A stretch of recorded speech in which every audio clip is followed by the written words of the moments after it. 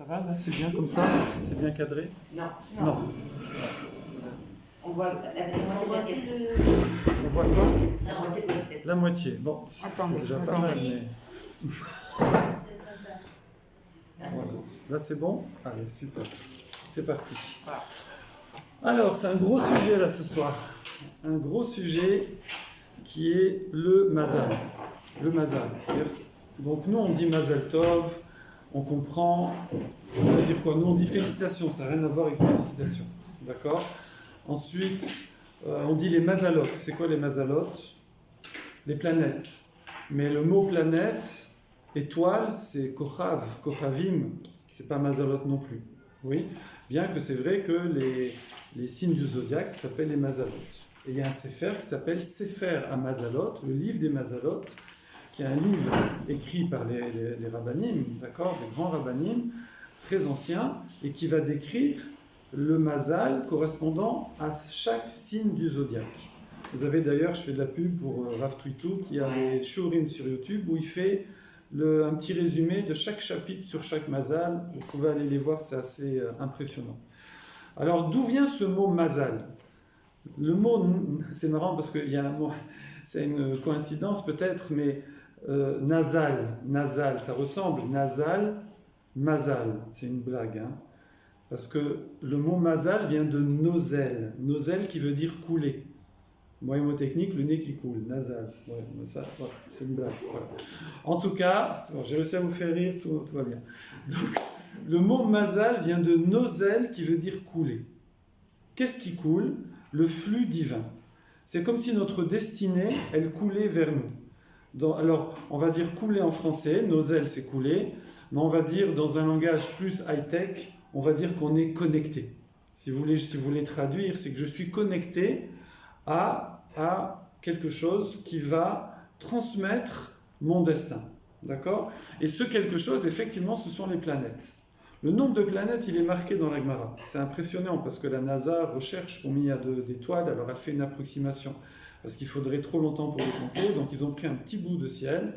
Parce que nous, on a l'impression qu'il n'y en a pas beaucoup, mais en fait, il y a, d'après la Gemara, il y a 0,64, 10 puissance 18. Et d'après la NASA, c'est 10 puissance 20 et quelques, c'est à peu près le même chiffre. Et donc ça fait des milliards de milliards. Donc vous savez, pour vraiment les compter comme ça, 1, 2, 3, 4, 5, ça prendrait quelques milliers d'années. D'accord? Donc, ici, toutes ces planètes-là, à quoi elles servent? Pourquoi Kadosh Baruch Hu les a créées? Ce sont, si vous voulez, comme dans les ordinateurs, il y a des microprocesseurs. Hachem utilise ce monde matériel, des planètes, pour faire couler, si on peut dire, être nos ailes, d'accord, notre mazal et notre destinée. Voilà, ça c'est pour expliquer le mot mazal. Alors maintenant, nous on va reprendre, comme ça, sans a priori, on va reprendre dans la Torah orale et un petit peu dans la Torah écrite, on va reprendre, on va chercher d'où est-ce qu'on parle du mazal et on va reconstituer le puzzle comme ça. On va avoir une image complète de qu'est-ce que c'est le mazal, comment ça fonctionne, comment on peut le changer, comment on peut influencer, et d'où ça vient, etc., etc. Alors déjà, la Gemara, elle nous dit qu'un homme a un mazal, et elle le décrit comme un ange protecteur, qui fait par exemple que quand un taureau va encorner un autre taureau, il va encorner plus facilement un autre taureau qu'un être humain. Ce qui, a priori, serait plutôt le contraire. Entre deux taureaux, un petit être humain comme ça, tout frêle, qui ne court pas très vite par rapport à un taureau, normalement, c'est l'être humain qui serait plutôt fragile.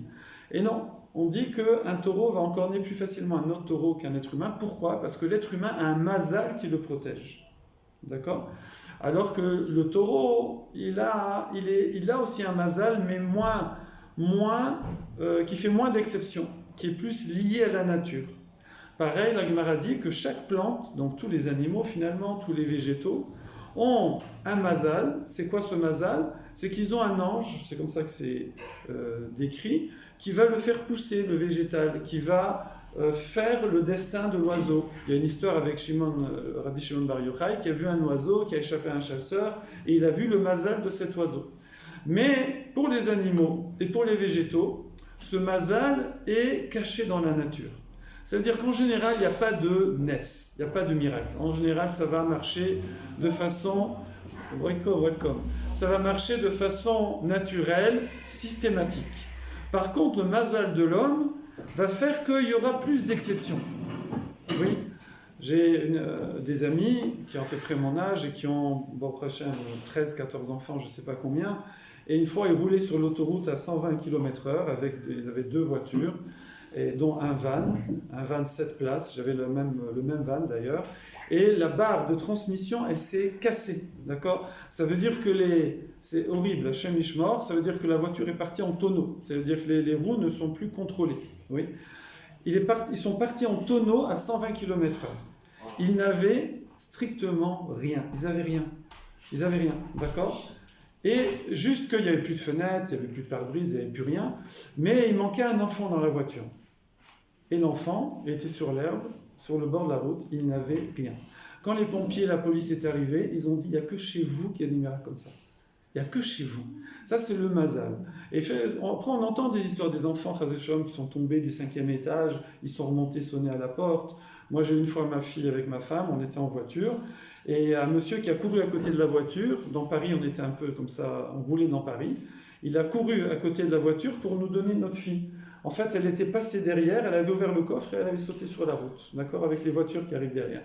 Ça, c'est le mazal, ça veut dire qu'on a une protection spirituelle autour de nous, et ça, c'est spécifique à l'être humain par rapport aux animaux et par rapport aux plantes. Voilà. Oui. Une question aussi. Oui, bien sûr, oui. Et alors, le mazal, donc, c'est une protection, comme vous venez de raconter. Oui. Et ceux qui, malheureusement, il y a des accidents. Ah, non. En vérité, on va regarder les questions pour la fin parce que ça va être dans les sujets. C'est ultra complet, vous allez voir. Par contre, s'il manque un truc à la fin, notez-le et vous me le dites, ça avec plaisir. Parce que sinon, ça va changer l'ordre. Ok. Donc, ça, c'est la première notion de mazal.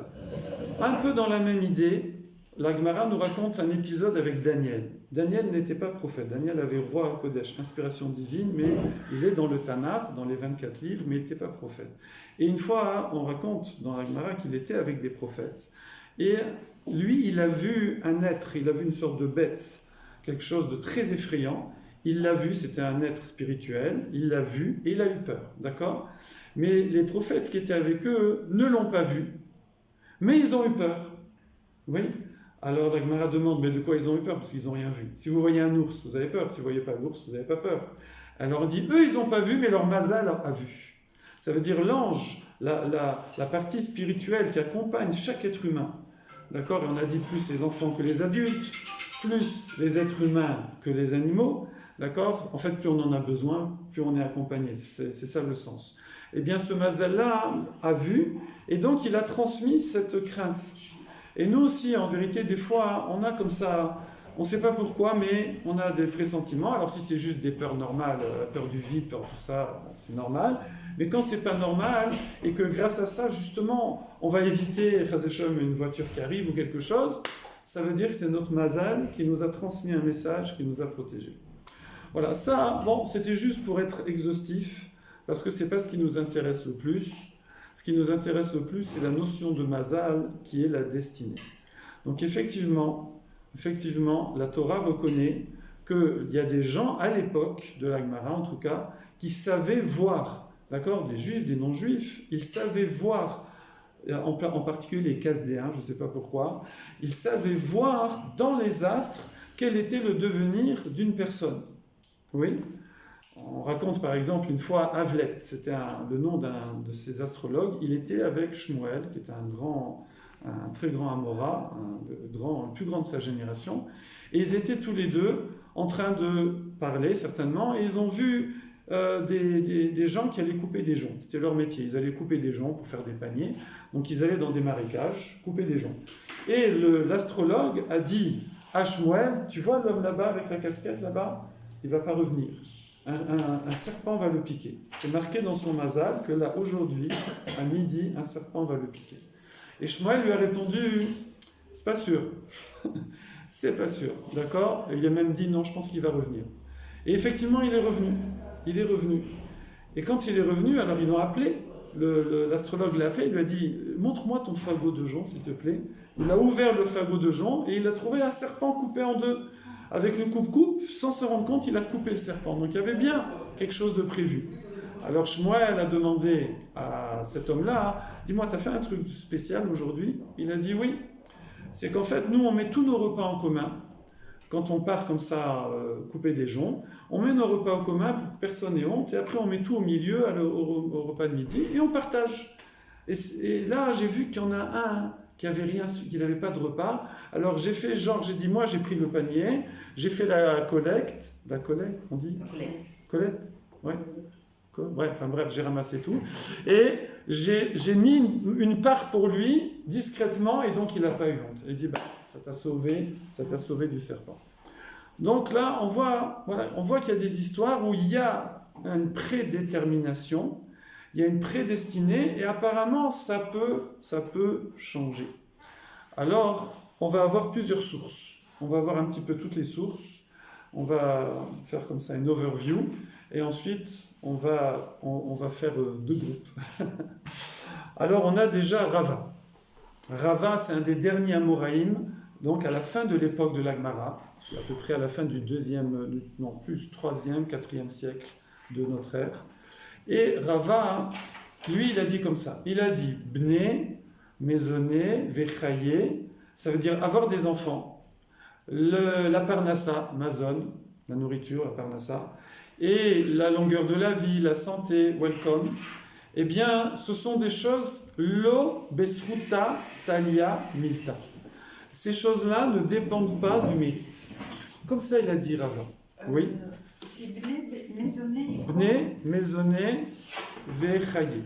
Bné, chaye ou maisonné. Dans l'ordre exact, c'est Bné, chaye ou maisonné. Les enfants, la vie, la santé, la longueur de la vie et la parnassa, c'est ça, ne dépendent pas des mérites. C'est fixé par le mazal. Voilà ce que a dit Rava. Pourquoi Rava a dit ça? Rava a dit ça, il dit, moi c'est simple, j'observe, je vois. Je vois que les deux grands de la génération, qui étaient en vérité, un des deux c'était son Rav, qui s'appelait Rabba. Lui c'est Rava avec un Aleph et son Rav c'était Rabba avec un F. Et Rav Chizda, c'est les deux plus grands de la génération. Eh bien, je vois que tous les deux, c'était des grands tzadikim. C'était des grands en Torah, des grands chesed, des grands à tous les niveaux. Vous savez comment on sait qui est tzadik à l'époque? C'est facile. La pire des choses à l'époque, entrez, la pire des choses à l'époque, c'est la sécheresse. La sécheresse. D'accord? C'est quand les gens ils arrivaient justement à notre époque, Rejvan, Hanouka, si jamais on voyait qu'il n'y avait pas de pluie, alors on commençait des processus. On faisait des taniotes, des jeûnes, on arrêtait, on se mettait par terre, on enlevait les chaussures, on enlevait les habits, on mettait un sac, on mettait de la cendre, on priait, on criait, les gens arrêtaient de travailler, on sortait les sifrei Torah dans la rue. C'était vraiment la pire des choses, parce que sécheresse, ça veut dire famine, ça veut dire épidémie, mort, épidémie, guerre, etc. C'était la catastrophe. Et donc, on dit que quand quelqu'un il était au top tzaddik, comment on le voit? C'est facile. Quand il n'y a pas de pluie, imaginez, ça fait des mois, le ciel il est bleu, il n'y a rien. Et lui, il dit, bon, allez, on s'y met, il enlève sa chaussure et il pleut. Les nuages arrivent comme ça, on ne sait pas d'où, et il se met à pleuvoir. Ça, il n'y a pas, c'est le top tzaddik. Et Rabba et Rav Chizda, c'était comme ça. Rabba et Rav Chizda, ils faisaient pleuvoir sur commande. D'accord? Dans Akadosh Baruch Hu, les écoutait. S'il y avait une sécheresse et qu'il y avait un din, il y avait un jugement sur cette génération, cet endroit-là, et eux, par leur mérite, ils pouvaient annuler ce din juste par l'effort d'enlever les chaussures. D'accord? Donc ça, et on voit que Rabba, on va commencer par Rav Chizda. Rav Chizda a vécu 92 ans. Il a eu des enfants en profusion qui ont été heureux. Lui, il a été de richesse, il avait des smachot, des joies. C'était la vie de bonheur jusqu'à 92 ans, une vie remplie de joie.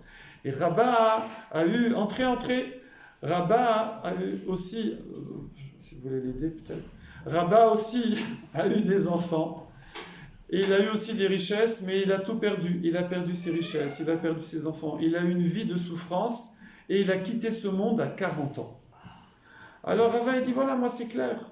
Je vois très bien que ça ne dépend pas des mérites. Sinon, il n'y a pas de logique. Voilà ce que nous dit déjà Rava. Il y a une autre Gemara qui nous parle d'un autre grand sage de l'époque de la Gemara, qui s'appelle Rabbi Eliezer ben Pedat. Rabbi Eliezer ben Pedat, il était dans une pauvreté, c'était un grand Talmid Chacham, le grand de la génération, ça existait à l'époque, des grands comme ça qui étaient très pauvres. Il était extrêmement pauvre, tellement pauvre qu'une fois il a même pris de la terre comme ça pour mettre dans sa bouche, pour manger. Bon. Et il s'est évanoui de malnutrition, on va dire. Et à ce moment-là, les autres sages qui étaient avec lui, ils ont vu que dans son sommeil, il pleurait et il riait. Il pleurait et il riait. Tiens, c'est étrange, nous on pleure ou on rit. Oui. Quand il s'est réveillé, ils lui ont demandé, ils lui ont dit, dis-moi, qu'est-ce qui s'est passé dans ton rêve? Et il leur a dit, j'ai eu une sorte de prophétie en rêve. Hachem est venu et il m'a dit, bénis mon fils, oui. Alors, en vérité, c'est lui d'abord qui a parlé à Hachem. Il lui a dit, Hachem, je souffre, j'ai faim, fais quelque chose, arrange-moi un petit peu, comme on dit. Et Hachem lui a dit, mon fils, si je veux changer ton mazal de la pauvreté à la richesse, alors il faut les afré, les alma merecha. Les afré, je dois retourner le monde depuis le début. Je dois recréer le monde depuis le début. Pour que je change ton mazal, ta distribution des cartes, si vous voulez, il faut recommencer toute la partie. Façon de parler. Il faut recommencer toute la partie depuis le début. Alors il lui a dit, Kouléaï, comment autant que ça, et en plus Hachem lui a dit, et Efchar, c'est possible que ton mazal sera différent. C'est pas sûr. Mais si je recommence le monde depuis le début, peut-être que ton mazal sera différent. Peut-être sera un peu moins pire. Elle a dit, on ne va pas déranger tout le monde pour ça. Et donc finalement, il a dit, on reste comme ça. En plus, il avait vécu la majorité de sa vie. Donc il a dit, bon, on ne va pas déranger le monde pour les années qui me restent. Et d'ailleurs, à part ça, la Gemara décrit qu'il a eu un très grand salaire pour ça dans son monde à venir, parce qu'il a comme ça accepté sa situation. Donc là, visiblement, on voit qu'apparemment, il y a une prédestinée qui est fixe, qu'on ne peut rien faire. C'est vraiment le cas le plus évident. D'accord ? Alors, pour reparler, avant de voir, quand même, nous, on a entendu qu'on peut changer le mazal. Oui, on a entendu ça. Shinui Makom, changement d'endroit. Shinui Hashem, changement de nom. Shinui Maaseh, changer ses actions. Faire Teshuvah. Tzedaka, Matzila Minamavet, ça sauve de la mort. Et toutes ces choses-là, on a entendu quand même. Donc, où c'est ça? Où c'est ici? Oui. Si on veut demander aussi dans des cas plus récents, le Rabbi Lubavitch, par exemple, n'a pas eu d'enfant. Le Chazon Ish, qui est le grand de sa génération, n'a pas eu d'enfant. Et pour combien de couples il a prié qui ont eu des enfants et pourquoi lui, il n'a pas eu? Alors, comment ça marche? Alors, on peut prier pour les autres, ils ont des enfants et lui, il n'a pas d'enfants. Comment ça marche? Alors c'est ce qu'on va essayer de mettre un peu de l'ordre. On avance tout doucement, pas à pas. Alors déjà, il y a une Mara, qui est la Gemara Shabbat, tout à la fin, les dernières pages de Shabbat, où là-bas, c'est 156, vous voulez savoir, vous voulez aller voir. Et là-bas, on va voir quels sont les types de prédestination. Alors, il y en a 3 grands. Il y a 3 grands de prédestination. La première, c'est le jour où on est né. La deuxième, c'est sous l'influence de quelle planète. Et la troisième, c'est, comme on a dit, les signes du zodiaque, qui est aussi lié au moment où on est né par rapport aux planètes. Voilà. Ça, c'est les 3 grandes influences. Je répète, le jour où on est né, dimanche, lundi, mardi, mercredi, jeudi, vendredi, juste le jour de la semaine, c'est tout. Ou au moment où on est né, c'est quelle influence de quelle planète? Il y a des planètes qui influencent certains. Donc on retrouve ça. Alors les signes zodiaques là dans les journaux, laissez tomber, hein, c'est que des bêtises. Voilà, plus personne ne connaît ça, mais il y a une époque où les gens savaient faire ça. Et c'est reconnu, les Chachamim discutaient avec eux, et bon, donc ça existait. Et ensuite, il y a les constellations, ça veut dire les signes du zodiaque, qui sont en fait les 12 signes qui passent tous dans le ciel, mais chaque mois va être dominé par un signe du zodiaque qui va arriver avec un certain critère. C'est lui qui va ouvrir le bal, si vous voulez, de tout, du sévivone, du cycle des constellations, et chaque mois va être lié à une constellation des signes du zodiaque. Voilà. Alors la troisième, on ne va pas en parler, parce que la Gemara n'en parle pas. Comme je vous ai dit, il y a un sefer spécial là-dessus. Donc allez voir les cours de Rav Twitou, par exemple. Et on va parler des deux premières. Alors la Gemara, elle nous dit comme ça. Elle nous dit, alors ce sont évidemment des tendances, mais toute tendance pourra être au moins canalisée. On pourra la canaliser pour le bien, ou Chazé Shalom la laisser aller vers le mal.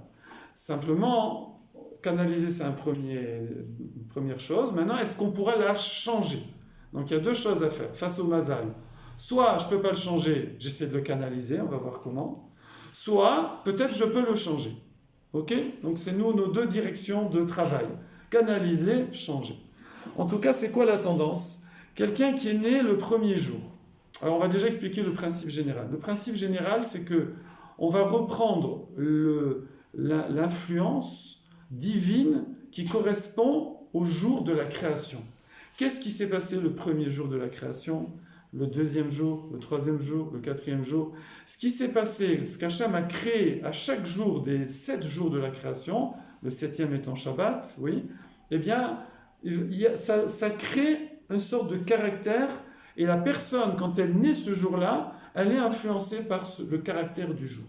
Parce que chez nous, le temps n'est absolument pas neutre, d'accord? Absolument pas. Donc, on va commencer dans l'ordre. Yom Rishon, le premier jour chez nous, c'est dimanche, ouais, c'est pas le dernier. Ouais. Donc Yom Rishon, quelqu'un qui est né Yom Rishon, alors il est gavar. Ça va être un gavar, on va dire un leader, si vous voulez, un leader. La Gemara, elle dit couler les tivos ou couler les bichots. Ouais, c'est de l'araméen. Des fois, il y a de l'hébreu et de l'araméen. Tout bien ou tout pas bien. D'accord?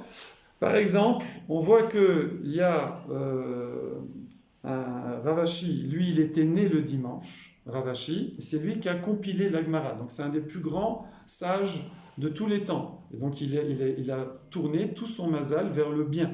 D'accord? Couler les tivos, entièrement dans le tov. Mais il dit qu'il avait un ami, il y a son nom, mais c'est pas grave, il y a son nom, qui est un ami qui, lui, c'est devenu le chef des brigands. Il dit, moi, je suis devenu le chef des rabbanim, et lui, c'est devenu le chef des brigands. C'est-à-dire que Yom Rishon, il y a une tendance à être un patron, à être un leader, d'accord? Pourquoi? Qu'est-ce qui s'est passé Yom Rishon? Hachem, il a séparé Or Vechocher, la lumière de l'obscurité. Et donc, ça veut dire que ce jour-là, il y a une tendance à aller ou vers la lumière, mais bien comme il faut, ou vers l'obscurité, hélas, mais bien comme il faut. Donc voilà, il faut le savoir. Ça c'est la base, d'accord? Alors on va les faire vite comme ça, on va passer trop de temps. Le deuxième jour, Yom Sheni. Qu'est-ce qui s'est passé Yom Sheni?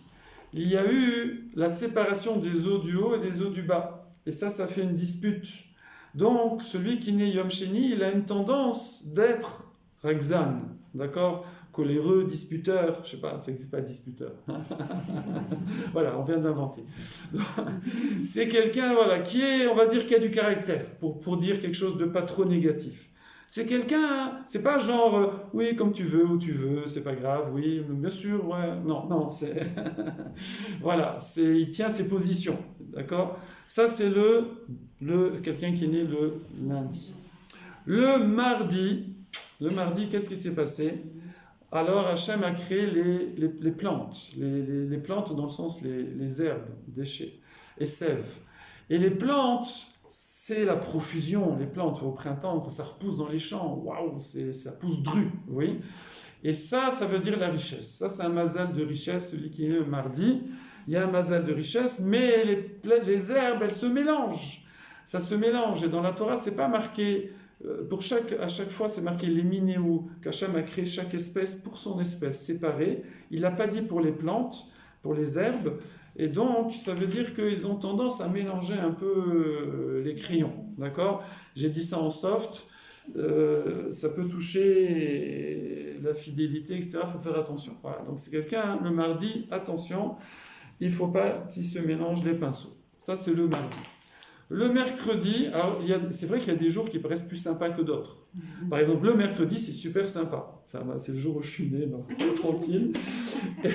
Et qu'est-ce qui s'est passé le mercredi? Hachem, il a mis les astres, il a mis les orotes. Mais orotes, il a mis toutes les planètes, c'est-à-dire les étoiles, etc., qui illuminent le monde. Et donc, c'est un jour propice à la chorma et à avoir un visage éclatant. Voilà.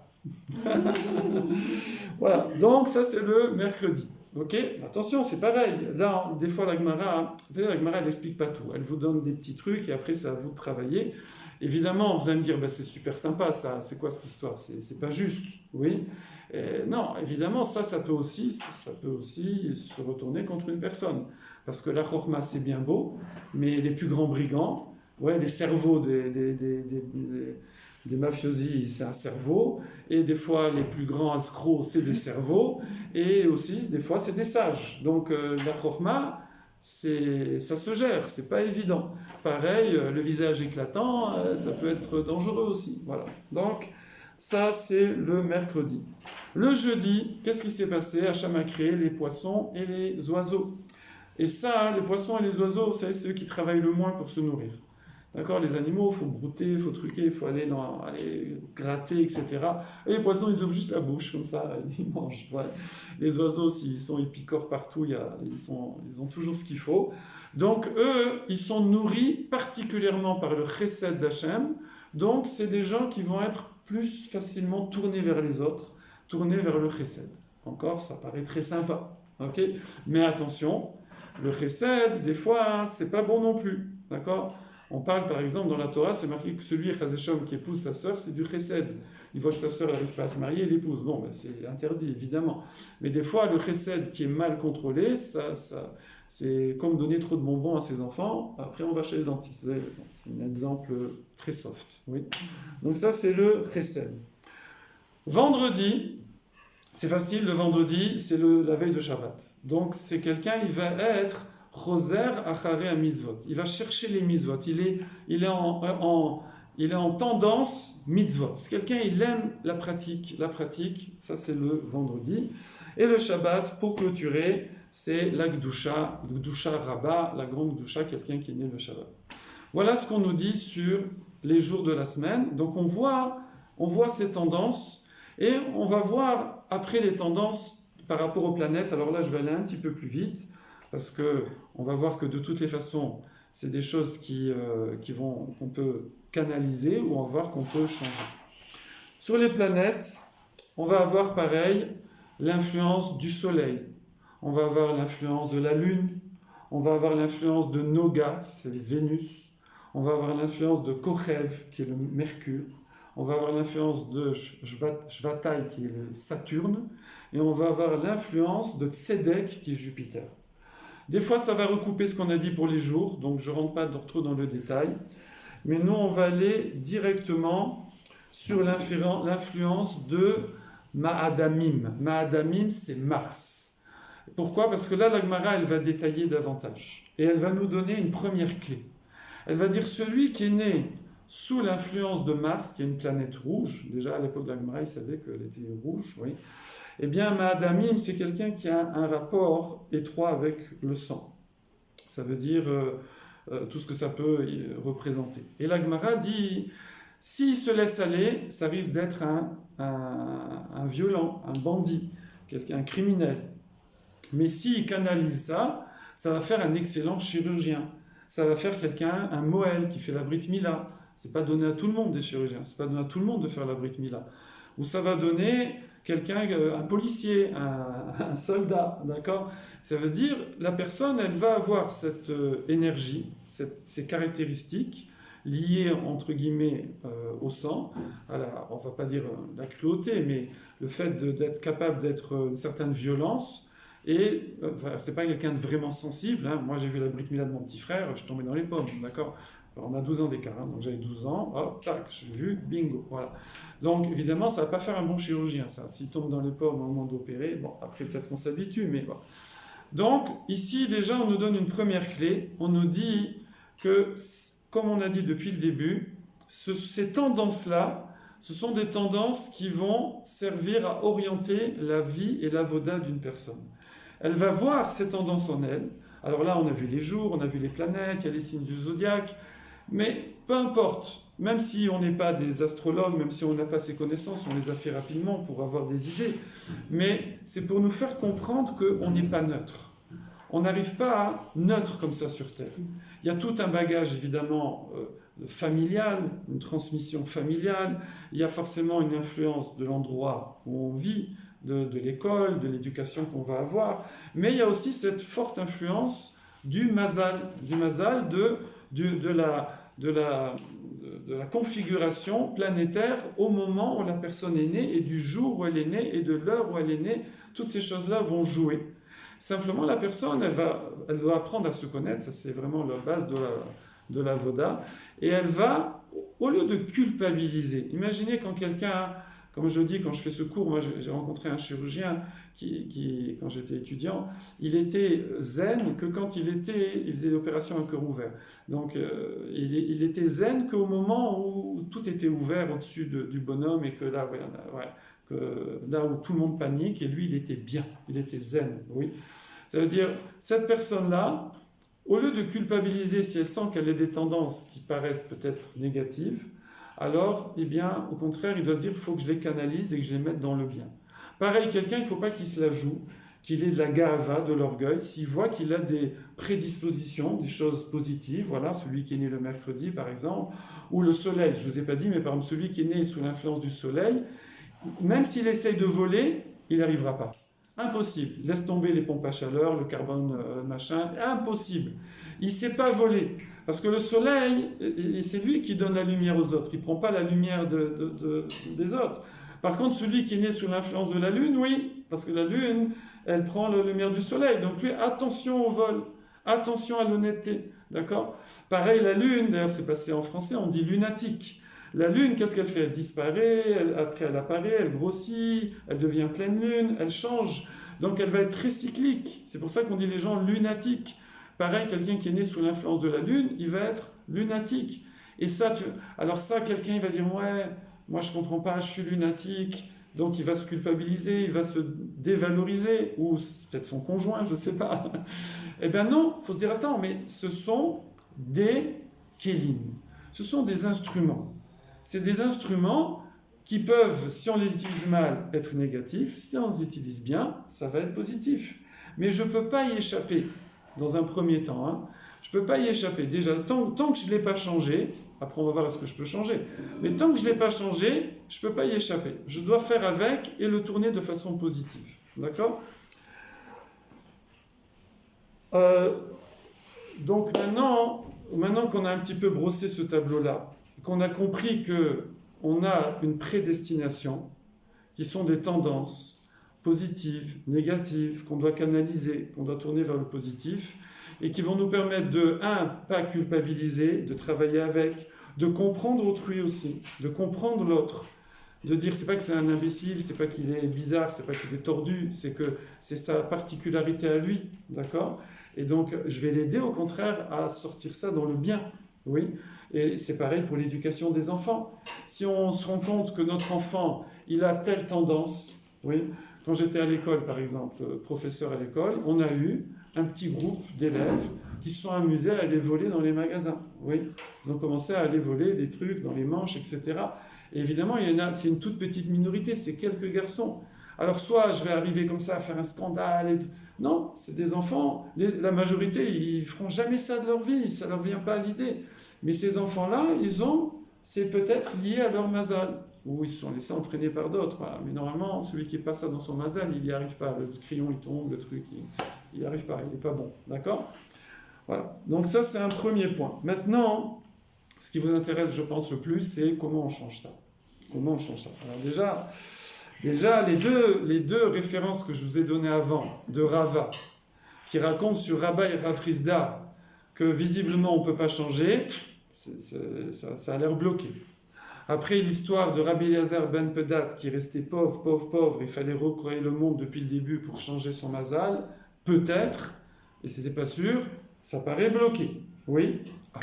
Alors, je pense que vous avez envie d'entendre des histoires où ça se débloque. On est d'accord? Ça marche. Alors, les histoires où ça se débloque. Bon, Hachem, on en a pas mal. on a déjà les histoires de la Torah, simplement. Rabbi Yochanan, lui, il vient et il nous cite un passouk de Yirmiya, du prophète Jérémie, dans lequel c'est marqué Ko Amar Hashem. Ainsi a dit Hashem, El derer hagoyim al telamdu, n'allez pas dans le chemin des nations, d'accord, nations qui n'ont pas la Torah, ou meotot hashamaim al techatu, et des signes du ciel, n'ayez pas peur. N'ayez pas peur de ces prédestinations. N'ayez pas peur de ça. Pourquoi? Qui yechetu hagoyim meema. Les nations, eux, ils peuvent avoir peur de ça parce qu'ils n'ont pas la Torah qui va leur permettre de sortir, dans certains cas, de cette prédestination. Ils ne l'ont pas toujours. Nous, on l'a davantage. On a plus de travail, on a plus de responsabilités, donc automatiquement, on a plus de possibilités de sortir de ce mazal. Et il dit, eux, ils peuvent avoir peur de ces signes-là, mais vous, les Bnei Israël, n'ayez pas peur. Alors ça, c'est une première référence de Rabbi Yochanan. Et aussi, on a une deuxième référence qui est très connue, c'est celle d'Avraham Avinu. Avraham Avinu. Alors, Avraham Avinu, il a parlé à Kadosh Baruch Hu, et il lui a dit, Ribono Shel Olam. Donc en prophétie, il lui a dit, Ben Beti Yoreshoti. Je vois que j'ai pas d'enfant. Il a vu qu'il était stérile. Lui, il était stérile, Avraham. Sarah était stérile. Donc il a dit, j'aurai pas d'enfant. Donc c'est le fils de ma maison qui va hériter, c'est Eliezer. Ça veut dire mon fils adoptif, si je puis dire. Eliezer va hériter, d'accord? Le fils de ma maison, mais c'est pas mon fils à moi. Oui. Et Hachem lui a dit, pas du tout. Hachem lui a dit, non, il sortira de ta hanche. C'est ton vrai fils qui va sortir. Alors, Avraham Avinu, il a dit Nistakalti be'istagninut.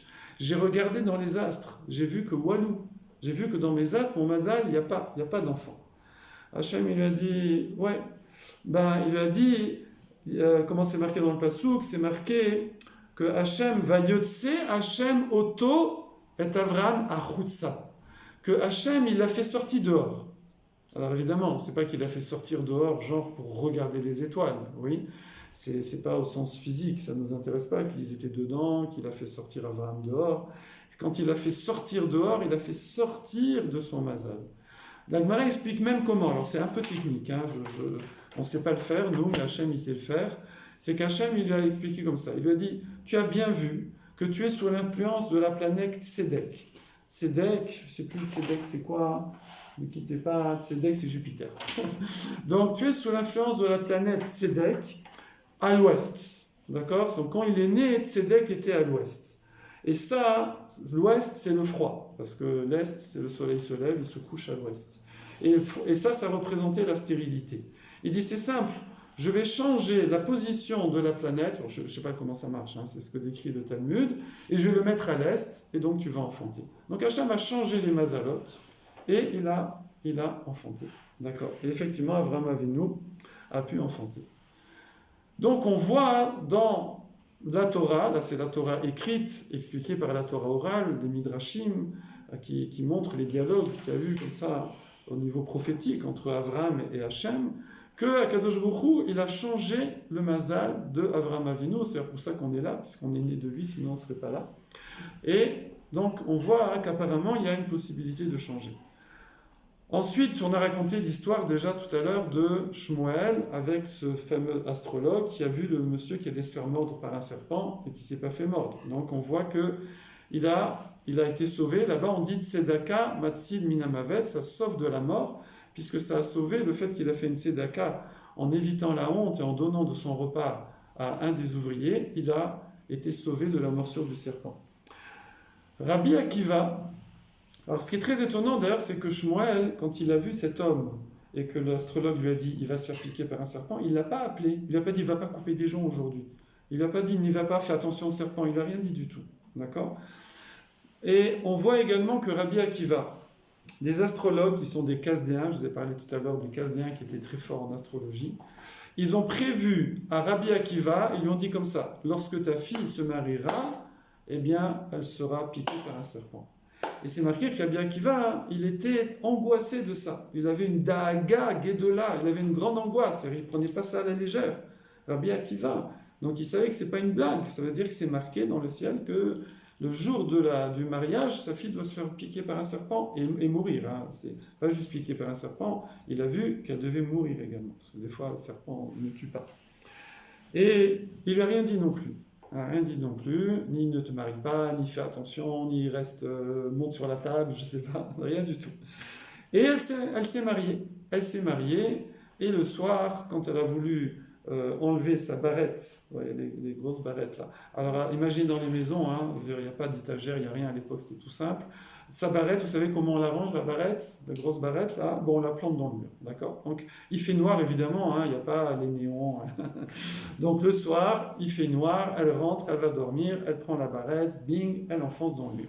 Le lendemain matin, elle se réveille, il fait jour, elle prend la barrette, hop, il y a un petit serpent venimeux, mortel, qui est avec l'œil, la barrette dans l'œil, d'accord? La Gemara, quand elle raconte ces détails, c'est pas pour rien. C'est pour dire, ne crois pas à ce que tu vois dans les astres. C'est-à-dire, c'était une allusion aux yeux. Je vois, vous faites comme ça. ne pensez pas, n'imaginez pas la scène. Et donc, elle a raconté à son père, papa, viens voir, j'ai tué un serpent.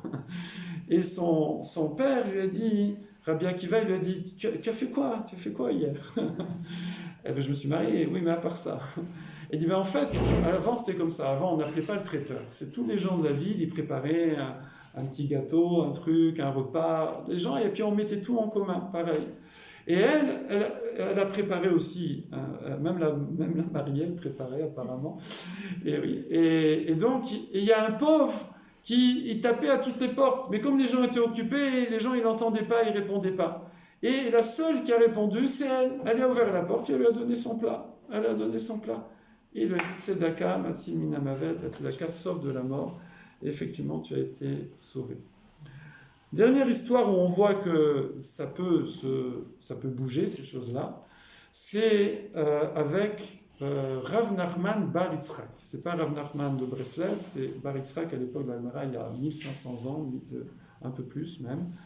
Et Rav Nachman Bar Yitzhak, sa maman, quand elle a eu ce gentil bébé, eh bien, encore une fois, les Kasdéens, là, les fameux astrologues, ils lui ont dit, Madame, on doit vous annoncer une chose, votre fils sera un grand voleur, d'accord? Un grand ganave. Ouais. Alors, pas de souci, elle a fait très attention qu'il ait toujours la tête couverte. Vous savez, la kippa, c'est un minag, c'est pas marqué dans la Torah, il y a les tfilines, il y a les tzitzit. La kippa, c'est un minag qu'on avait avant, tout le monde avait la tête couverte, on voit dans les uniformes, etc. Et c'est pour ressentir qu'il y a quelque chose au-dessus de nous, c'est la crainte du ciel, d'accord? Avant, les gens qui étaient tête nue, c'était des voyous, d'accord? Tout le monde était la tête couverte, on voit les vieilles gravures, tout le monde. Et donc, mais après, bon, c'est comme ça, il y a pas... Et elle a fait très attention depuis tout petit qu'il ait toujours la tête couverte. Et effectivement, Rav Nachman est devenu un grand Dayan, il est devenu un juge, il n'est pas devenu un voleur, il est devenu celui qui attrape les voleurs. Mais une fois, il raconte lui-même qu'une fois, il était comme ça en train d'étudier sous un palmier, un beau palmier dattier avec des belles dattes bien mûres, et sa coiffe est tombée. La coiffe est tombée comme ça en arrière, et là, waouh, il a vu les dattes et il a eu envie de les manger, mais c'était pas son palmier à lui, hein. Donc il n'avait pas le droit de manger ses dattes. Il a eu envie de voler. Donc on voit comment, effectivement, cette astuce, si je puis dire, par cette mitzvah-là, comment sa maman, elle l'avait protégé, et que cette mitzvah, si elle n'était plus là, il redevenait plus sensible à la chose. Alors, ok, mais alors le problème, c'est que là, on est un peu embêté, parce qu'il y a eu des histoires où ça ne change pas, et il y a des histoires où ça change. Ok, alors on va essayer de trouver c'est quoi les cas où ça change, et c'est quoi les cas où ça ne change pas. Ouais. En vérité, la Gemara, elle a fait le travail pour nous. Elle a fait le travail pour nous. C'est une discussion dans la Gemara.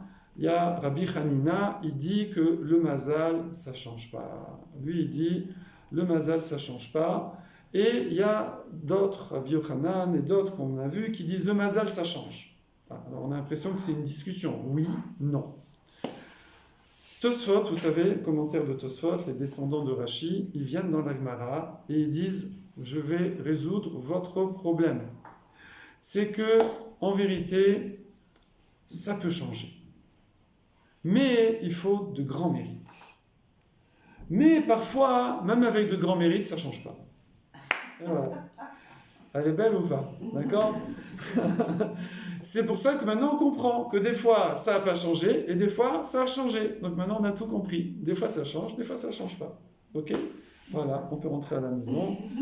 On a compris que des fois ça change, des fois ça ne change pas. Et quand ça ne change pas, on canalise et on se fait une raison et on vit avec. Et bon, on ne va pas arrêter là quand même, c'est pas sympa. Vous sentez que j'ai encore un truc à vous proposer là, vous sentez. Alors heureusement c'est Rav Dessler. Rav Dessler dans Miktav Eliyahu, il vient et il dit, il va expliquer Tosfot. Il va expliquer comment lui il a compris Tosfot. Et il dit, à la lumière de tous les cas qu'on a vus ici, il dit en fait, voilà, c'est simple. Il y a deux cas. Il y a deux cas. Savoir que dans la vie, pour comprendre ça, introduction, on est tous des pièces de puzzle. Ça veut dire que nous, Hachem a dispatché, on va dire, tout le travail qu'il faut faire depuis la création d'Adam Arishon jusqu'à la venue du Mashiach, il l'a dispatché entre nous. On se partage le travail.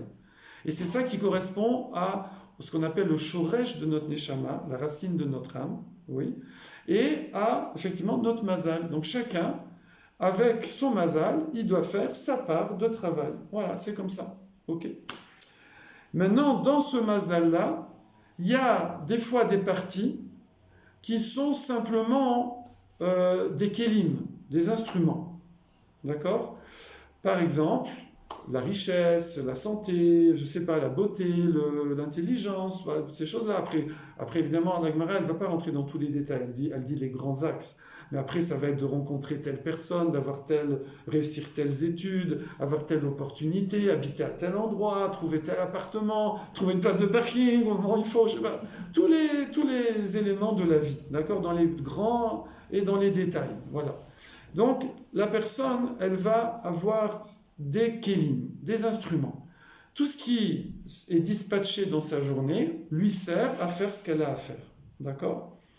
Nous, on est un peu à l'aveugle. On ne sait pas. Je veux dire, on peut, comme ça, avec le temps, avec l'âge, avec l'expérience, essayer de ressentir, comme on a dit, où sont mes tendances, où sont mes points forts, mes points faibles, etc. Et essayer de comprendre les choses et de sentir et de canaliser. Voilà. Mais de façon générale, on ne sait pas. Avant, il faut savoir qu'à l'époque, on pouvait demander aux prophètes, aux Nevi'im. Les Nevi'im pouvaient dire à chaque personne quel est le shoresh de sa neshama et qu'est-ce qu'il a à faire. C'était génial. Bon, on n'a plus ça. Alors maintenant, quand certains paramètres sont dans la catégorie outils, kelim, oui, la richesse, la beauté, la santé, etc., alors quand on travaille bien avec les outils qu'Hachem nous a donnés au temps T, au jour J, au mois M, à l'année A, oui, ça va, alors quand il y a des bilans, genre Rosh Hashanah, il y en a d'autres aussi, Chakrag, Pessah, Shavuot, Sukkot, il y a plusieurs Rosh Hashanah dans l'année. Hachem, il dit, tu as bien travaillé avec ce que je t'ai donné, je te rajoute. D'accord? Et effectivement, il y a des Gemara qui disent, quand quelqu'un il fait bien, Hachem rajoute. Si quelqu'un il fait moins bien, bon. Alors on ne veut pas, c'est accusateur qu'il ait des bons instruments, il les utilise pas, il vaut mieux lui enlever. Comprenez? Parce que sinon, il est en défaut. Oui. Donc, quelqu'un comme un commercial. Imaginez, vous avez un commercial dans une entreprise, il vend bien, il fait un beau chiffre, d'accord? Ben, le patron, il lui rajoute des moyens. Une voiture, au lieu de la Clio, il lui passe une BM, au lieu d'un petit tablette, il lui donne au lieu d'un PC, il lui donne un Apple, un Mac, publicité. J'aimerais bien être subventionné par Mac, bon, envoyez-moi. Donc, il va lui donner des moyens plus performants, d'accord? Il va lui donner un meilleur bureau, etc., etc. Pareil. Et ça, c'est les changements de Mazal. Les changements de Mazal, c'est qu'une personne, elle peut... tout ce qu'on va mettre dans la catégorie outils, instruments, kélim, on dit en hébreu, plus je les utilise bien, plus j'en reçois. D'accord? Et donc, effectivement, c'est marqué que celui qui va étudier, accomplir la Torah dans la pauvreté, finira par l'accomplir dans la richesse. C'est marqué dans Pirkei Avot. Et le contraire aussi, que si dans la richesse, il n'accomplit pas la Torah, il risque de finir dans la pauvreté. Donc on voit qu'il y a un lien. Il y a un lien entre les mérites, entre comment je sers bien Kadosh Baruch Hu, j'utilise bien ce qu'Hachem m'a donné pour faire ma pièce de puzzle. Donc il y a effectivement un lien et mon mazal s'améliore, mon mazal s'enrichit à tous les niveaux. Ça, c'est ce que dit Rav Dessler et c'est toutes les situations où ça a changé. Alors comment comprendre l'histoire de Rabba où, alors qu'il était au même niveau que Rav Chisda, sa vie a été beaucoup plus difficile. Rabbi Eliezer ben Pedat, que ça n'a pas changé. Qu'Hachem lui a dit, il faut que je recommence le monde entier depuis le début et c'est pas sûr que ça change. Comment comprendre que des fois ça change pas? Que le Rabbi Lubavitch n'a pas eu d'enfant, ou le Chazonish n'a pas eu d'enfant, que c'est à tous ces cas-là. Comment on va comprendre ça? Pourquoi c'est bloqué des fois? Alors Rav Dessler, il dit, quand c'est bloqué, c'est autre chose. C'est que ce paramètre-là du Mazal, et d'ailleurs, le Maharal de Prague, il dit, ce qu'on appelle vraiment le Mazal, c'est ça, c'est ce qui est bloqué en vérité. C'est la partie bloquée. Quand on dit, voilà, ça dépend du Mazal, c'est que c'est la partie bloquée. Sinon, ça ne dépend pas du Mazal, ça dépend de mes mérites. Oui.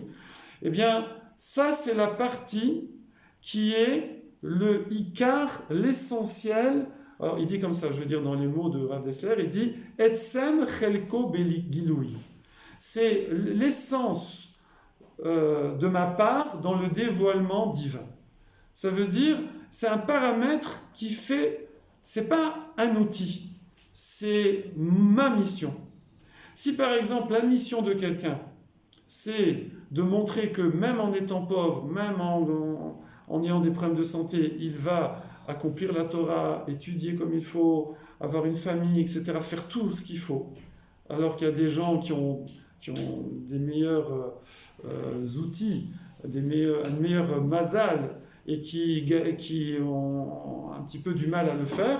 Lui, si sa mission c'est de montrer que c'est pas entre guillemets un ikouv, on dit un empêchement en hébreu, si c'est possible d'être malgré cela, c'est possible d'être un bon juif ou une bonne juive, alors ça pourra pas changer, d'accord? Ça pourra pas changer. Par exemple, on dit Yosef, il fallait qu'il montre qu'on peut être un tzaddik en étant beau comme le plus beau du monde. D'accord?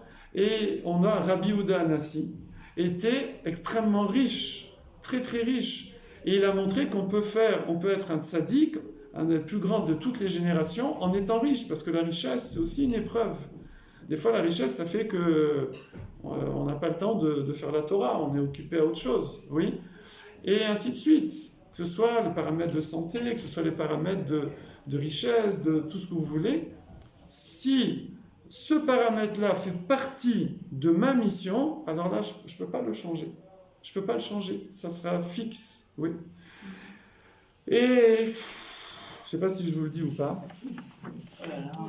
En fait, il vaut mieux que je vous le dise. Qui ne veut pas que je dise? Il faut voir. Vous voulez que je dise? Ouais. Le Ramchal, Rabbi Moshe Chaim Lutzat Ozatzal, qui a écrit le Messiat Yesharim, lui, il dit qu'à la fin des temps où nous sommes, oui, la partie Mazal sera assez importante. La partie fixe sera assez importante, oui. Parce qu'on est en fin de parcours. C'est assez logique, il n'explique pas pourquoi, mais il le dit simplement. Mais si peut-être pour comprendre, imaginez, vous devez faire un travail, d'accord? Nous, c'est un travail sur des milliers d'années que nous faisons, oui, sur des générations. On est tous des redoublants, on est déjà passés, on est à la fin. Donc forcément, Hachem, il laisse le maximum de liberté, mais à un moment, il faut y arriver, quoi. D'accord? Imaginez, vous dites... un de vos enfants, on va prendre un petit exemple sympathique, gentil comme ça, c'est le gros balagan dans la chambre. Voilà, les enfants, vous avez 4 enfants qui dorment dans la même chambre, je fais bien comme il faut, il y a des armoires, ça déborde de partout, il y en a sous les lits, il y en a partout, c'est le balagan total. Voilà. Vous leur dites, voilà, vous avez jusqu'à dimanche soir pour ranger la chambre nickel. Oui. Alors, c'est pas grave, au début, ils vont commencer par là, vous leur laissez plus de liberté. Mais après, à la fin, il faut finaliser maintenant. Alors maintenant, vous me finissez ce tiroir. C'est fini maintenant. Moi, je veux ce tiroir. Tu vas pas aller dans l'armoire ou sous le lit. Ça y est, maintenant, je veux ça. Oui, forcément, on va garder le plus dur pour la fin. Vous êtes d'accord? En général, si on est logique, organisé, on ne fait pas le plus dur en premier. C'est pour ça que, peut-être, c'est pour ça que Ramchal dit qu'à la fin des temps, à la venue du Mashiach, on aura une partie fixe plus importante qu'avant. Parce que là, maintenant, il faut y aller, il faut finir. D'accord? Donc ça, c'est ce que dit le Ramchal. Maintenant, nous, encore une fois, de savoir ça, ça aide à bien vivre les choses. Ça aide à bien vivre les choses. Parce que si on voit que c'est comme ci, c'est comme ça, je ne vais pas donner trop d'exemples rasratiques, oui. Le mazal, il peut être bon aussi. Comment? Le mazal, il peut être bon. Alors, s'il est bon, profitez, allez-y. Mais là, tournez-le, attention, parce que ce que nous, on appelle le mazal bon, oui. Vous savez, le Zohar, il dit que la Neshama, avant de descendre, elle choisit en fait son mazal. C'est même pas, c'est automatique en vérité. C'est comme si un plombier, oui, il descend, il va prendre les grosses molettes là, comment on appelle ça, les pinces, il prend des outils de plombier. Ah, ça fait classe de descendre avec un bistouri, avec un machin là, comment on appelle ça, ça fait très classe, oui, ça fait joli avec la blouse blanche. Mais pour le plombier, ça sert à rien. Donc on dit que le Zohar, il dit que la Neshama, elle descend avec ses outils qui correspondent à ce qu'elle a à faire. Elle sait ce qu'elle a à faire dans le monde de la vérité avant d'arriver dans le chantier là. Donc elle descend avec ce qu'il faut. Alors nous, évidemment, qu'est-ce que nous on rêve tous? Allez, richesse, beauté, santé, longue vie, machin et tout. On veut les beaux outils, oui. On veut les beaux outils. Mais peut-être c'est pas ce qu'on a à faire, oui. Alors, mais attention, parce que des fois, les beaux outils aussi, ça peut s'utiliser mal. La beauté, la richesse, la santé, des fois ça s'utilise mal. Parce que des fois les gens, par les petits problèmes de santé, c'est ça qui les maintient, qui les remet bien sur le rail. Des fois, de ne pas être trop riche, ça évite des écueils, d'accord? Et ainsi de suite. Et de ne pas être trop beau aussi. Il y avait une histoire comme ça, j'ai oublié le nom du Rav. C'est une histoire très spéciale. Il y avait c'était une simcha, je crois un mariage, je ne sais plus trop les détails, mais c'est l'idée qui est importante. Et le papa, il appelle son fils. Le papa, il était moche, mais moche comme moche au carré, d'accord? Moche de moche, on dit. Et il appelle son fils, et son fils, il est beau de chez beau. C'est un mannequin, une beauté, d'accord? Il y a quelqu'un qui est là et qui lui dit, excuse-moi, c'est ton fils? Alors, non, bon, je ne sais pas comment s'est passée l'histoire en vrai, mais vous allez voir le résultat. Et lui, il lui dévoile qu'il y a 10 générations, son arrière-grand-père était très beau et il a commencé à partir dans les cacahuètes. Ouais. Et à ce moment-là, il a demandé à un rave, je veux une bracha, que ses descendants soient moches. Moi, j'en peux plus. Je veux que mes descendants soient moches. Lui, il a demandé ça. Moi, je n'ai pas demandé. Il a demandé ça. Et le Rav lui a dit pour 10 générations. Allez, je te fais cadeau, je te fais 10 générations. Et il dit voilà, j'étais la 10e, ça c'est la 11e. Ça c'est fini. D'accord? Il y a comme ça, c'est Rav Dessler, je crois, lui-même. Je crois, j'ai vu ça. Rav Dessler lui-même, une fois, il était à une simcha de quelqu'un de sa famille. Il lui a fait une bracha qui ne soit jamais riche. Ouais, pourquoi? Parce qu'il a vu que dans son mazal, il a vu que c'était une bracha pour lui de ne pas être riche. Parce que s'il était riche, voilà. Bon, on est là, hein, on veut tous beauté, richesse, santé, etc. On veut tout le top. Voilà. Donc, voilà ce que nous dit Rav Dessler. Il nous dit si ça fait partie, voilà, c'est évident que il n'y a pas plus grand srout que le Rabbi Lubavitch, que le Chazonish. Je n'ai pas fait de différence. Hein. Il y a Litvak, Chassid, voilà. Il y a les deux côtés. Je n'ai pas trouvé dans Sfarad, je ne sais pas. Vous connaissez un grand Rav Sfarad qui n'a pas eu d'enfant, je ne sais pas. Donc, on voit, il n'y a pas plus, on ne peut pas plus de mérite. C'est au top. Et ils n'ont pas eu d'enfant, donc ça veut dire que c'est leur mazal. C'était la partie fixe de leur mazal. Après, effectivement, j'ai quelqu'un dans ma famille qui n'a pas eu d'enfant. Elle a très mal vécu. Inversement, je connais une famille où ils n'ont pas eu d'enfants, ils l'ont très bien vécu, ils s'occupent des jeunes filles, des séminaires, et c'est toutes les filles sont leurs enfants. Donc, il y en a qui vont utiliser comme ça, il y en a qui vont utiliser comme ça. En tout cas, voilà comment Rav Dessler explique Tosfot. Pour nous donner un peu plus de baume au cœur, là-dessus, parce que j'ai oublié. Oui. Un peu plus de baume au cœur, c'est le Maharal de Prague, Donc, il dit que, premièrement, il faut différencier le mazal communautaire et le mazal particulier. Le mazal communautaire a beaucoup plus de force. C'est pour ça qu'il faut s'attacher à une keila, une communauté. Je ne suis pas en train de faire le discours du gala. Il faut s'attacher à une keila, s'investir dans une communauté, s'investir avec des gens. Il faut créer son réseau. D'accord ? Plus quelqu'un il est communautaire, plus son mazal est au-dessus du mazal. C'est-à-dire il peut bouger son mazal, il peut changer son mazal. D'accord ? C'est au niveau du tout le Kla Israël, évidemment, et que tous les sociologues, les grands penseurs, les hommes politiques sont étonnés de voir le destin de ce petit peuple qui a traversé toutes les générations, toutes les guerres, toutes les persécutions, alors combien de grands peuples, d'empires qui ont conquis le monde ont disparu, on ne sait même plus où ils sont, qu'est-ce qu'ils font. Donc ça, c'est le mazal du Klal Israël, ou communautaire, qui est déjà au-dessus. D'accord ? C'est pour ça que quand on prie Biminyan, quand on prie à 10, quand on vient à des cours, c'est bien déjà d'être sur Zoom ou sur Facebook, mais quand on fait l'effort de se déplacer, il y a un mérite qui est plus grand, parce que je rentre dans une communauté. On a dit des pièces de puzzle, mais une pièce de puzzle, elle est détachée des autres pièces. Mais nous, en vérité, on est tous reliés au niveau de notre âme supérieure. Et donc, quand on fait des efforts d'être ensemble aussi physiquement, alors on puise aussi spirituellement, si on peut dire, comme si on mettait un peu nos neshamot en commun. D'accord ? C'est évidemment dans le couple, c'est dans la famille, c'est dans les amis, c'est dans la communauté. Voilà. Donc ça déjà, c'est déjà une clé, une grande clé. Alors c'est un gros trousseau, on va dire. Et aussi, le Maharal de Prague, il dit comme ça. Il dit, la tfila, il faut savoir que la tfila, ça c'est énorme. C'est énorme. Il dit que Akadosh Baruch Hu, avec il dit tous ces cas-là, par exemple, on voit que l'histoire de la fille de Rabbi Akiva, on voit l'histoire du monsieur qui est allé couper les joncs, il n'y a pas eu de prière. Il dit, mais s'ils avaient prié direct, on va se dire pourquoi ils n'ont pas prié, bonne question. Ils voulaient pas, on dit comme ça, il y a une Mara qui dit qu'ils ne veulent pas déranger Hachem. Bon, nous on ne fait pas ça, on dérange Hachem, hein, si on peut dire. En tout cas, la tfila, le Maharal il dit que Tfila yechola leshanot hamazal. Ça peut changer le mazal. Alors maintenant, on sait que nous, on a la trousse. On a la tfila, la tzedaka, le chesed, la communauté. On a changé de nom. On a changé d'endroit. Oui. C'est quoi le point commun avec toutes ces choses-là ? C'est quoi le point commun ?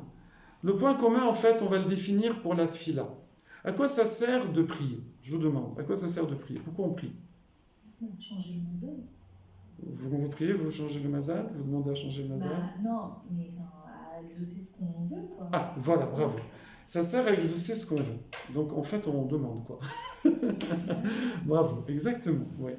Donc ça, c'est techniquement. Mais pourquoi Hachem, il sait très bien ce dont on a besoin, ce qu'on veut. Pourquoi on a besoin de demander à chaque fois ? D'accord ? Pourquoi on a besoin de demander ? Ça nous rajoute des mérites, non ? Ah, voilà. Parce que le but de la tfila, c'est de se changer. Ce qu'il dit le Maharal de Prague, il dit que la tfila, ça permet à quelqu'un de s'élever, ça permet à quelqu'un de s'attacher à Kadosh Baruch Hu, d'être une autre personne, par la reconnaissance que tout vient d'Hachem, de sa mission, de ce qu'il a à faire, etc. Ça va changer la personne. Et quand on change la personne, on change le mazal. Et c'est pareil chez nous, Makom. Quand on change d'endroit, l'endroit a une influence. Vous savez, Makom, c'est la racine de Mekayem, de faire tenir, soutenir. Donc quand on change d'endroit, souvent, on n'a plus les mêmes comportements, on a d'autres influences et on agit différemment. Pareil, la tzedaka, pareil, changer de nom. Changer de nom, c'est pas juste, allez, on m'appelle comme ci, maintenant on m'appelle comme ça. C'est que on sait que le nom a une influence sur la personne. Donc, on voit, moi j'ai mon frère a changé de nom, par exemple, il en avait marre de 20 ans de galère, il a changé de nom, il a trouvé beaucoup Hachem du travail, comme ça. Il a trouvé du travail alors qu'il galérait depuis 20 ans, et voilà, et tout s'est arrangé en changeant de nom, c'est incroyable. Mais évidemment, il ne faut pas juste changer de nom et puis c'est tout. Quelqu'un a un problème de santé, allez, on rajoute Raphaël et tout, on rajoute Raïm, oui, mais il y a une chouva qui va avec ça. La personne, elle prend conscience elle doit se bouger, elle doit se changer. On change de nom, on change pas juste pour changer de nom, on change d'état. Et donc, la personne, c'est plus la même. D'accord? C'est en vérité quand nous, si on veut dire le fond de la tfila, le fond de la prière, c'est qu'une personne, elle est A. Oui? Donc elle mérite, on va appeler ça le pack A. Et quand maintenant elle devient B, eh ben elle mérite le pack B. D'accord? Et donc une personne, quand elle demande à Hachem, donne-moi B, elle devient B et donc elle reçoit B. C'est pas qu'Hachem a écouté sa prière, c'est qu'il a changé et maintenant il mérite autre chose. Vous voyez, je répète, c'est pas qu'Hachem a écouté sa prière, sinon pourquoi il n'a pas écouté avant? C'est qu'il a changé et maintenant il mérite autre chose. C'est tout. Après, comme on a dit, il y a des choses qui sont peut-être bloquées et il y a des choses qui ne sont pas bloquées. Comme nous on ne sait pas, on prie sur tout. Voilà, en tout cas, c'est l'idée principale qu'on doit retenir de ça. C'est que quand plus une personne, comme on dit en français, sortir de sa zone de confort, c'est magnifique comme expression. Chaque fois qu'on va faire des efforts, qu'on va aller sortir un peu de sa routine, faire davantage dans n'importe quel domaine, donc la prière, les mitzvot, le chesed, tout ce que vous voulez, travailler les traits de caractère, les midot, la patience et tout, donner autour de soi, eh ben, automatiquement, le mazal de la personne, il va changer et on voit des changements dans sa vie. Voilà ce que je voulais partager avec vous. Alors évidemment, quand on parle de mazal, tout de suite on parle mariage. Bon, prochain, vous êtes toutes mariées. Donc, vous ne pensez pas à ça, vous pensez à vos enfants maintenant, au mazal de vos enfants. Mais vous avez vu que le mazal, c'est pas juste trouver son mazal, comme on dit. Hein, c'est vrai que c'est un paramètre important, le mari ou la femme.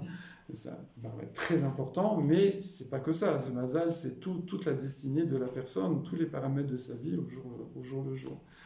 Donc voilà ce qu'on a partagé ensemble. Si vous avez des questions, et que je peux répondre avec plaisir.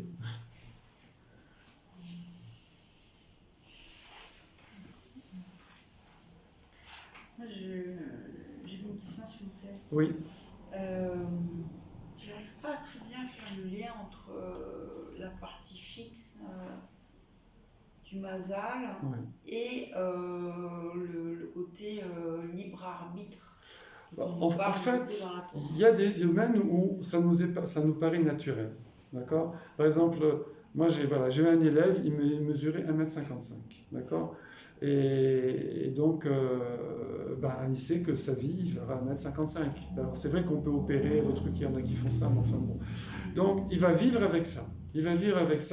Alors dans le physique, on l'accepte parce que c'est physiologique. On se dit, bah oui, oui, je suis 1m55, je ne ferai jamais 1m90. D'accord. Mais pas dans cette vie en tout cas. Mais c'est pareil sur certains aspects, donc des paramètres de notre vie, comme on a dit, richesse, intelligence, etc., etc. Simplement, il y a des gens, par exemple, qui ont eu des problèmes d'intelligence et qui les ont gardés. Il y a des gens, même connus, des grands rabbinim, des fois qui sont devenus grands rabbinim, qui étaient connus comme étant bouchers quand ils étaient... pas de métier, hein.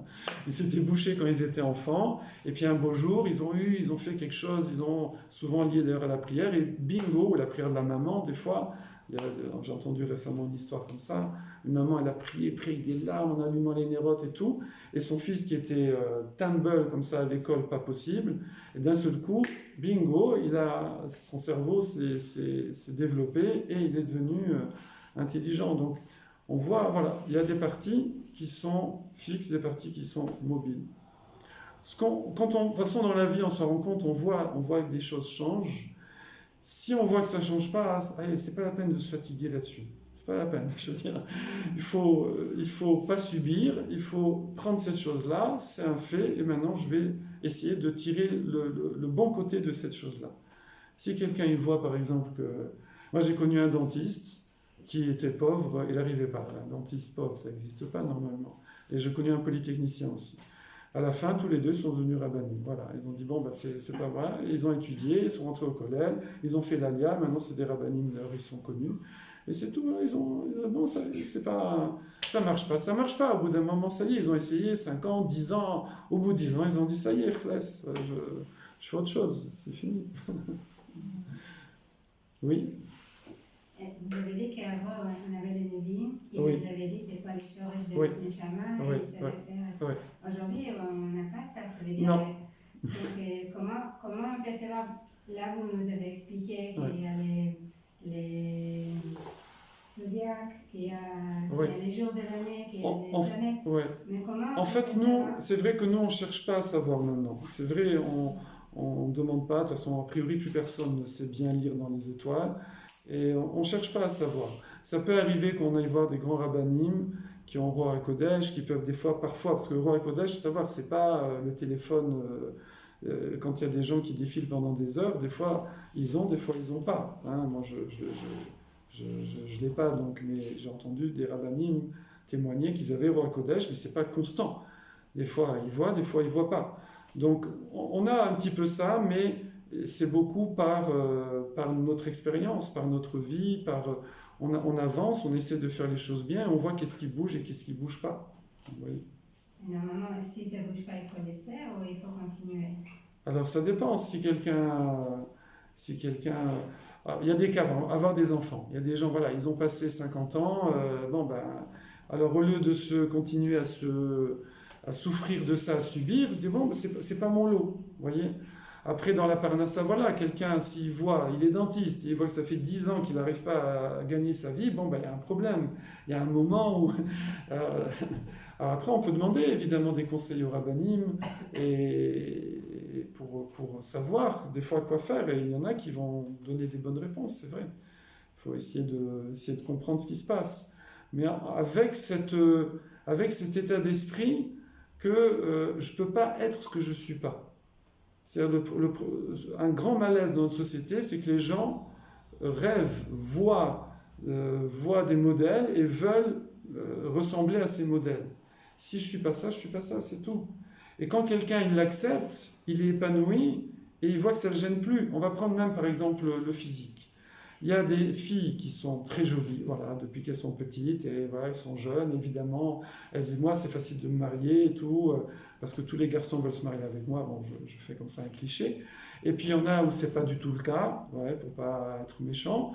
Mais si une fille, par exemple, elle accepte, et elle va pas chercher à faire, je sais pas, un truc, qu'on appelle ça, chirurgie, ou essayer de s'habiller bizarrement, de faire des trucs bizarres, etc. Elle va, ça y est, bon, ben c'est comme ça, je suis comme ça, c'est mon mazal, eh bien, elle va voir qu'en vérité, elle va être épanouie là-dedans. Elle va être épanouie comme elle est, et bien, du coup, automatiquement, elle va trouver, effectivement, son mari, qui lui, il a dit, moi, je n'ai rien à faire que tu sois comme ça, moi, tu es très bien, tu me plais comme ça, où est le problème? Parce qu'elle est naturelle, parce qu'elle accepte la chose. Si quelqu'un il est en refus, forcément, ça sera toujours moins bon que quand quelqu'un il est en acceptation.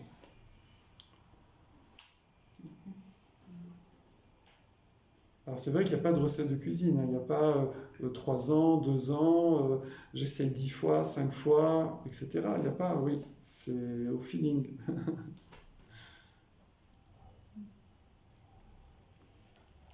Je croyais qu'on n'avait pas le droit de lire dans les étoiles.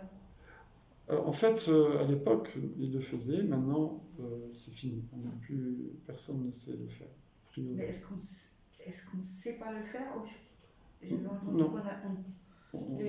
Enfin, que c'est pas interdit, mais... Alors après, ça dépend. Ça dépend si les gens veulent prévenir l'avenir, ça c'est autre chose. Ou voir le mazal, c'est pas la même chose. D'accord. Pas pareil. D'autres questions? Non? C'est bon? Bon, Bezrat Hashem. Merci. Avec à vous. Goodbye, everybody. See you. Bye. Merci beaucoup.